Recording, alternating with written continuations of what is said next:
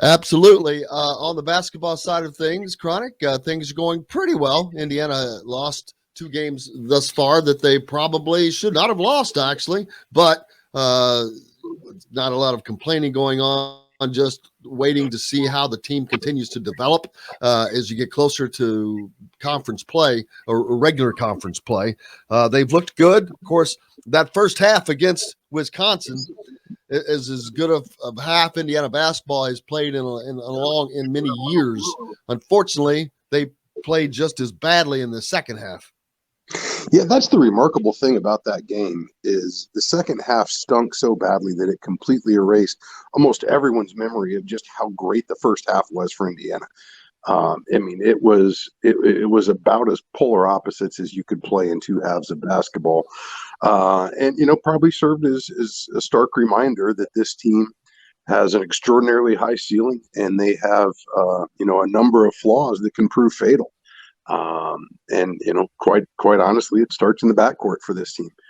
Trace and Race have both proven themselves to be dependable, consistent contributors in a number of different categories. It's now down to guard play, and as pointed out to me over the weekend, you go back to about 20 years since in the Ken Palm era, basically, since we've been tracking advanced statistics. Your number 2 guard right now, or at least number 2 point guard, Rob Finney, currently has the worst offensive rating this season in the history of IU basketball in the advanced stats era.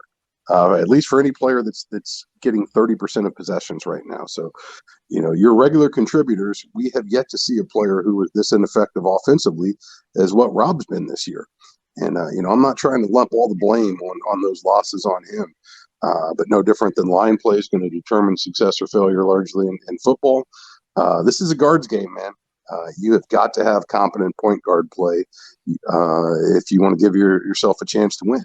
And, Xavier Johnson got pillared, probably rightfully so, after some of his decisions in the Wisconsin second half. But it's all the way across the board with these guards. They've got to be able to take care of the ball. They got to be able to convert. It's really simple for this. We've watched it for 4 years and seen just what a liability inadequate guard play can be. And it's going to be really tough to withstand it if they can't kind of raise their level across the board for this backcourt. Yeah, really maintain the poise too. When they ratchet, because what happened in that game was Wisconsin really ratcheted it up, especially when they got life and they cut the lead under 10. And what I saw was Xavier Johnson kind of letting the emotions get the best of him and focusing on running the team. I think that's, and with Finney, as you mentioned, it's a confidence issue. It has always been with him. He misses a few shots, he misses a layup, and it gets in his head too. So I think that's the thing with them is so much of it, and so much of the importance of the point guard position is mental and being able to shake off a mistake or shake off a bad decision. And that's where I think this team will ultimately grow, is if Xavier Johnson or Rob Finney can be a little bit mentally stronger in those situations. Yeah, and I'd also point to IU's bench. Who scored? Tamar Bates hit a 3-pointer. Yes. Rob got a 2-pointer. And other than that, the bench didn't contribute shit that game. And that's the way that Woodson is platooning these guys in and out. You've got to have production from your second level and or your second team guys, and they just didn't bring it. And you can make an argument that Rob's kind of being handicapped right now because most of his minutes are coming largely with reserve players. He doesn't have the benefit from a lot of his time of having Race and Trace inside, or even Parker Stewart or Miller Kopp out on the wings to distribute the ball to. But at the end of the day, those guys across the board on the bench have got to be able to come in and bring the energy and the production, or else this team's going to continue to struggle unless you expect your starters to be pulling 35 minutes, 34 minutes a game. And I don't think that's going to be realistic over the course of the Big Ten season. Yeah, and you saw a lot of people calling for Christian Lander and this and that, and Mike Woodson obviously did not have the confidence at that time to put him in there. Yeah, he's shown flashes, but I guess he's not quite there where he wants him to be yet. But at the same time, like you just said, Rob Finney also has his detriments as well. So it's kind of a pick your poison. Yeah, I tweeted about it during the game this Sunday. Um, Christian is so wildly inconsistent, and he has shown flashes of some extraordinary talent. He has a gear that is that's not real common. That kind of sets himself apart. But the problem is it's like his head is constantly trying to keep up with his feet when things get going. And I kind of got the sense that perhaps he lost a little trust with his staff, particularly with Woodson, late in the Syracuse game when he had no other choice but to turn to him, and just saw some really questionable decision making. And that's one of those things, not unlike the football team that I was just talking about. Trust is really, really easy to lose and hard to earn back. And it's usually going to be, you gain it through your actions. And right now, Christian's actions have been too wildly inconsistent for this staff to have a whole lot of trust in him running the point spot. And I think that's why you're seeing more Rob than Christian is, quite frankly, they just trust Rob more. I think that's a perfect point and it may have come down to that last play or that one play that they did not get off. Never gave him a shot. Never gave him a shot. And I think it could, because Indiana could have won the game right there with actually two different decisions you could have made. Run the play that was called or just get it inside to somebody. Lob it up to Rob or Trace. Either of those would have worked, but I think that point you made was dead on, and that was the perfect example of that. Well, and you saw it this weekend. Christian comes in, immediately gets a steal, and within 2 seconds has turned the ball back over. You cannot have your good negated by your bad. You have to be a net positive, especially at the point guard position. And he's really struggling to achieve that balance right now. And, yes, it's going to be tough to get there if you're not getting run. But keep in mind, too, those guys put in hours and hours in cook hall for every hour you see them on the floor.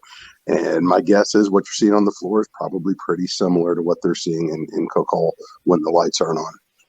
I think another interesting guy coming off the bench is Geronimo. I mean, he is a guy that obviously, and when we saw in the Merritt game, he had the double-double. I mean, he's a terrific athlete, but still a little raw. Decision-making sometimes is a little off. We saw in the Syracuse game, obviously he was a net negative when he faced a big team, but that's a guy I think the coaching staff is starting to get a little more trust in, and he's a guy that, certainly while a front court guy kind of can be a wing guy, I'll be curious to see how he performs this weekend against Notre Dame, what kind of factor he is, because I think he is starting to come a little bit.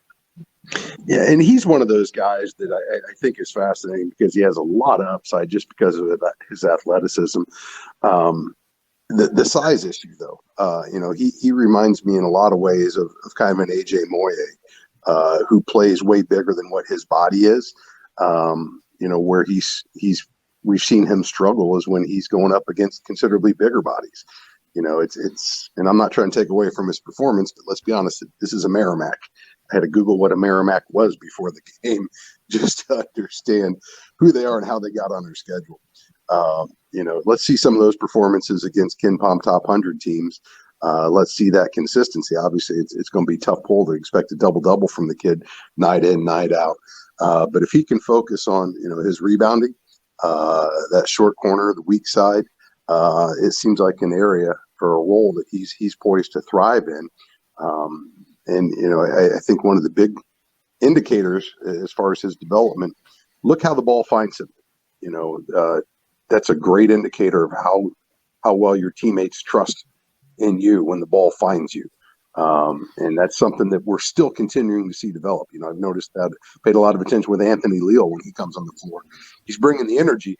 Does the ball find him?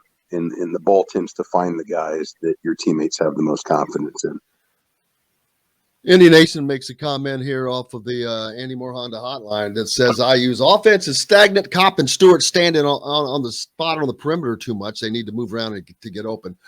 I don't know what the offensive sets are, so obviously they're doing what they're supposed to do. But one thing I have thought and is why that Parker Stewart doesn't do a little bit more to get open. He doesn't work hard to get open. If the shot's there, great. But and I hate using old time, gosh dang cliche like Steve Alford, but you go back to those guys worked to get open.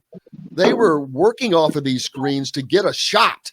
I don't know that he works to get a shot. And if there's anybody on that team that should be getting shots, it's him. Yeah, Parker's one of those kids, and I would lump Leo into this bucket as well. When they have an opportunity to set their feet, square their hips and their shoulders before they catch the ball, their percentages are astronomically high. Just how effective they are in shooting the ball.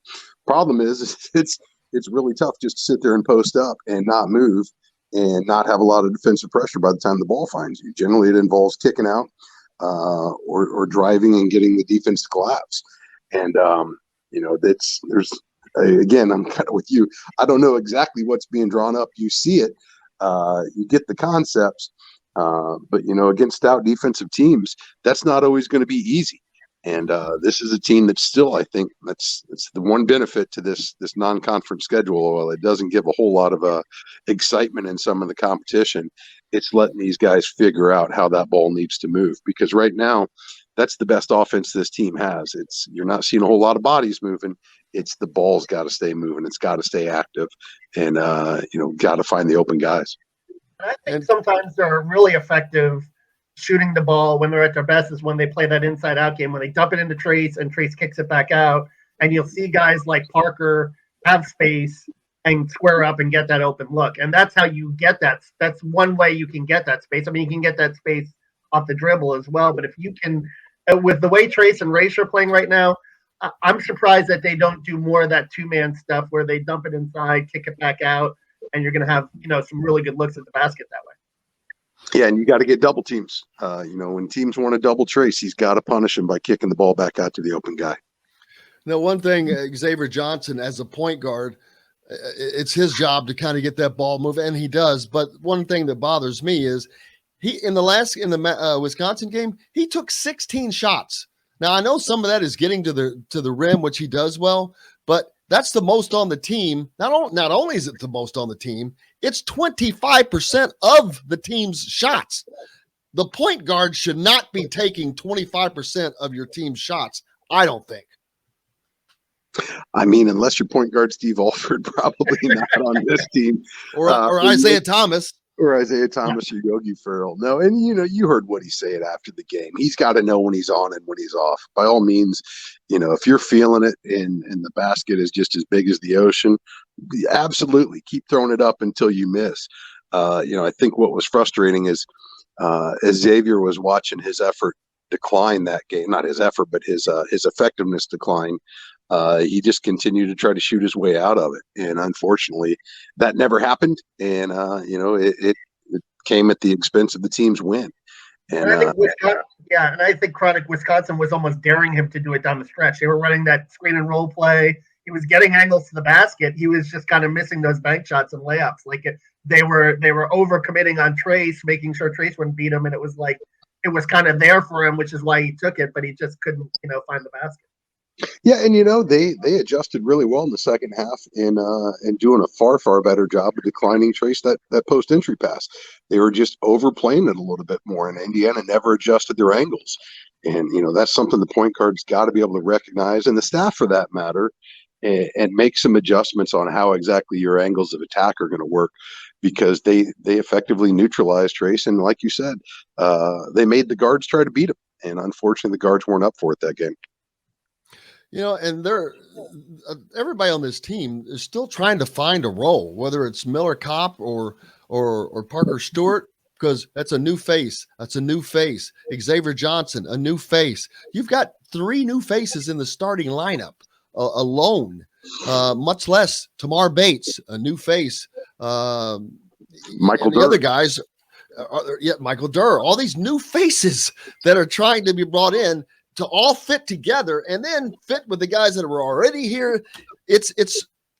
I know people say, well, we're X Games in. I don't care. Hell, it may take 2 more months of of it. They're still learning to play together. Xavier Johnson is learning to play with his team, but he's going to have to learn quicker rather than later on getting things together. Miller Kopp's going to have to – he's starting to step up. I mean, his last game, he was 3 of 6, 7 points. And Xavier Johnson, he had 7 rebounds and 7 assists in that game. So there's a lot of good things that he does. If he could just mitigate that Troy Williams effect, I call it, it would be much – because the inside threat has been wonderful. Trace Jackson Davis and Race Thompson, those guys are just – double machines, although Trace was only 4 of 10 in that game. So he didn't do, they either defended him well or he didn't shoot the ball well. But other than that, the game's coming up. Michael Durr looked good in the minutes he played. He looked comfortable, Chronic. He took a shot, a little elbow jumper. He looked comfortable out there. Yeah, he's probably as much as anybody on this team, if not the most of anybody on this team, seems to be settling into his role a whole lot better. I felt like early in the season, every time he touched the ball, you could just about bet the mortgage he was going to force a shot up, whether it was there or not. There was zero looking, for the pass. It was all about him getting his. And I think as he's come back from some injury to start the season, he's getting far more comfortable and proving to be far more effective. You're not seeing nearly as big of a drop off when Trace sits down and Michael comes in as what you did earlier. Now, one I'm really looking forward to kind of keeping an eye on as the season progresses, especially as we get into the heart of the Big Ten.